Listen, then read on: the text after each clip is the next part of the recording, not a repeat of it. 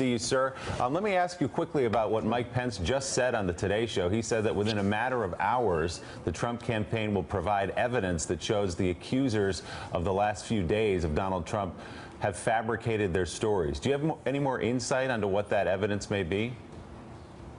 No, I do not have any insight into that, although I do have common sense. And, you know, for instance, if somebody's sitting next to you in the first class section of the airplane, there are stewardesses, there are other people around, and there's this gigantic armrest. What happened to all those things? I really look at the way that these things have been brought up, and as you know, a week or two, I predicted that this was going to happen, and that they will keep coming up with stuff to try to take your eye off the ball. The ball really is about what's happening to America. That's why 2 out of 3 Americans are concerned. And what we're engaging in is exactly what happens to pinnacle nations historically before their fall. They take their eye off the ball, start engaging in things that really don't matter that much. Not that, you know, sexual language and abuses is not important, but when you're talking about the train going off the cliff, you really need to deal with that first. The other thing that is done is fiscal irresponsibility. Dr. Carson, let me just finish these 3 points, please. You get 2 points. I'll let you get to your second point. You got to let me respond to the first point so we can do this in a rational way. So on your first point, though, you say the train's going off the cliff. The character of the conductor matters, though, does it not? Nations rise and fall based on the quality of their leadership, based on the character of their leaders. Character does count, yes, does it not?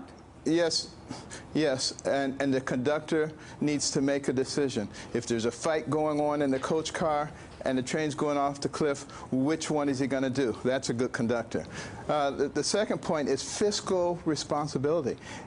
Nations, pinnacle nations, before their fall, they become fiscally irresponsible. We see that time after time. And then the third thing is they accept corruption in the highest levels as normal. Right. It seems like we've read that playbook and we're ready to go off that cliff. But fiscally irresponsible, Donald Trump's economic program actually leads to larger debts and deficits in the future than Hillary Clinton's, does it not? It depends on which economist you want to look at, but let's throw the economists out and let's use common sense. Well, let's use math. And let's look at common sense. From 1850 to 2000, our economy grew at an average rate of 3.3%. Since 2000, it's grown at less than half that, for the most part. Now, they say it's the new normal. There's nothing normal about it. What we've done is impose enormous restrictions on people with all of these regulations and had a tax system that is not conducive to entrepreneurial risk-taking and capital investment. You know, we have historical evidence that shows what works and what doesn't. And then people say, well, when you cut taxes, when Bush cut taxes, the deficit went up. Of course it went up because we got involved in 2 wars, which I didn't agree with. Catty K here, you just said throw the economists out. That really smacks of something that happened during the Brexit campaign in the UK when one of the Leave campaigners said we don't such a great job of helping us to get into good condition. That's why I throw them out. It's kind of anti-elite idea that we don't want experts telling us about the economy. Since Brexit, of course, sterling has tanked and it's been a problem for the British economy. So perhaps having experts telling us about the economy is not such a bad thing after all. I want to push you on this allegations of sexual abuse, because you seem to be suggesting this morning in this interview with your description of the first-class cabin and in previous interviews that these women are lying. The real reason that women who have been sexually abused don't come forward to talk about their stories is precisely this, that all too often they are accused of being liars. Are you saying that these women are lying? That's your characterization, because you need to characterize it that way to try to make me the bad guy. No, but here's the fact. You just said it's a question. You were describing a first-class cabin where there was an Stop. Hey, can you turn her microphone off, please? No. Turn her microphone off so I can talk. No, we can't. No, it's a simple question. Yes or no? Do you believe these women are lying or not? Nobody's trying to paint you as a bad guy. We just want an answer. Straight talk. It doesn't matter whether they're lying or not. Of course it matters. What matters, listen, it doesn't matter whether they're lying or not. What matters is that the train is going off the cliff. We're taking our eye off of that, and we're getting involved in other issues that can be taken care of later. If the campaign is saying, and you are suggesting that they are lying because this possibly couldn't have happened because of the way that first-class cabins are designed and their air hostess is there, which is implying that you think they are lying, that they're not telling the truth, then that's a huge issue. Okay. Here's what we need to be thinking about. I love the fact that all of a sudden you want to talk about morality in our country. I would love us to bring back our Judeo-Christian values and begin to teach those things and emphasize them at a time other than a political election. Let's do that. But right now, the train is going off the cliff. Are they not relevant? You've got to understand that. Dr. Carson, you definitely know how bruising a primary battle can be. But the entire time you ran for president, you were not accused of a sexual transgression the entire duration of your race, except perhaps by Donald Trump, who referenced you somewhat as a pedophile in a completely unfounded and ridiculous statement.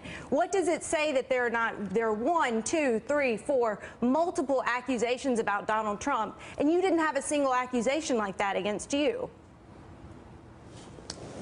Again, not the important issue. It's like hitting against a brick wall, getting people, and particularly people in the news media, to understand how much trouble we're in.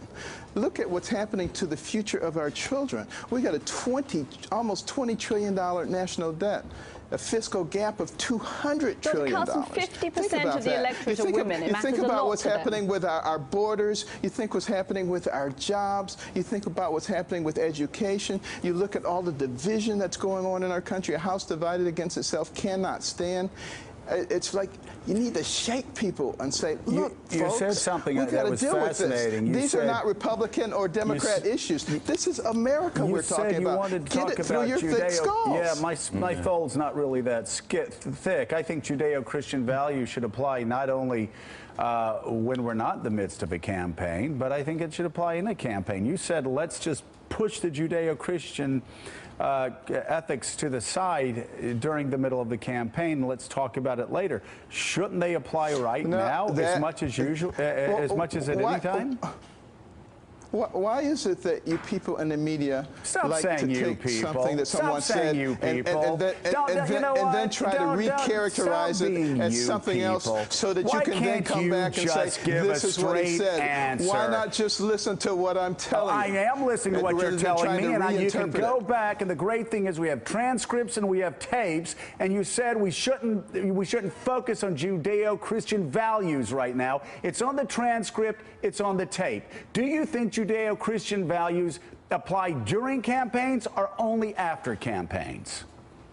Now, let me tell you what I actually said, and I'm glad it is on the tape. I am too. I said I would love for us to engage in a conversation on Judeo-Christian values, and I would love for us to bring morality back.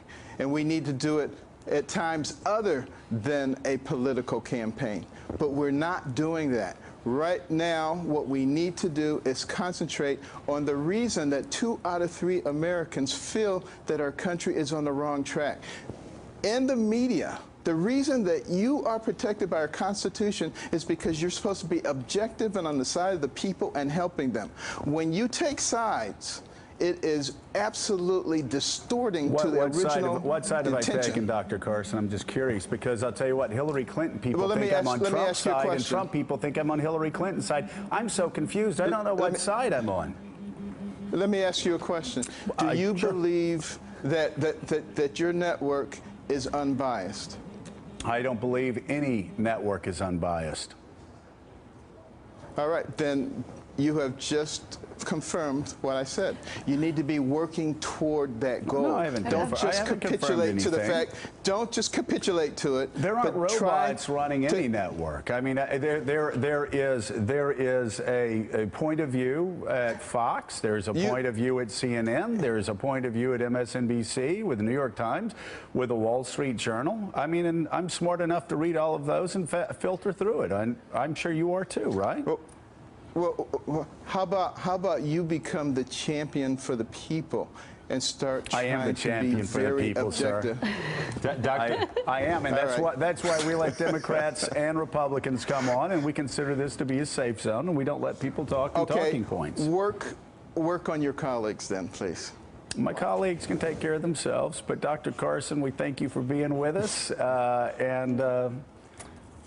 you work on your colleagues. Please work on my Republican Party and Elise's Republican Party. We're in trouble. Thank you for being with us. It's a deal. It's a deal. I don't know, Elise. You didn't answer the question. Did I misunderstand something? That's so something? disappointing to me because I heard Dr. Carson speak when I was in college, and it was the most incredible, inspiring speech I've ever heard about his upbringing, about his Christian faith. It was the kind of speech that I said, this man should run for president. And this was, 10 years ago, showing my age. Right.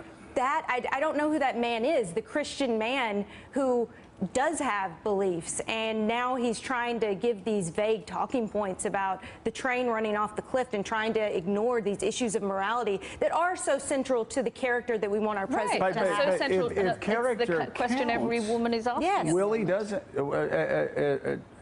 doesn't character count, and Caddy, doesn't character count now?